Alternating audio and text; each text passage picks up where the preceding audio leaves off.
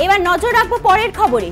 মুখের এক পাশে দেবী কালীর রূপ, অন্য পাশে হিজাব পরা ক্ষতবিক্ষত চেহারা, এমনটাই লুকে সকলকে চমকে দিলেন অভিনেত্রী রাইমা সেন। কেন এমন পোস্ট অভিনেত্রী? জানা যাচ্ছে তাঁর আপকামিং সিনেমার ফার্স্ট লুক পোস্টার এটা।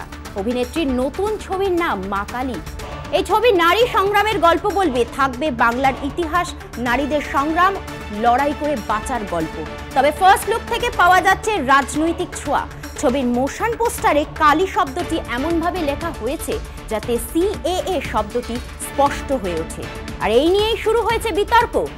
কারোর মতে ভোটের আগে প্রোপাগান্ডা ফিল্ম তৈরি হচ্ছে, কেউ আবার বলছেন কঙ্গনার মতো রাজনৈতিক ছবি করা সুচিত্রা সেনের নাতনি ঋতুপর্ণ ঘোষের জাতীয় পুরস্কার জয়ী ছবির নায়িকাকে মোটেই মানায় না।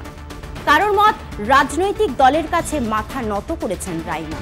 এটা অত্যন্ত লজ্জাজনক ঘটনা। সব মিলিয়ে বিনোদন দুনিয়ায় আবারও নতুন করে শুরু হয়েছে আলোচনা সমালোচনা।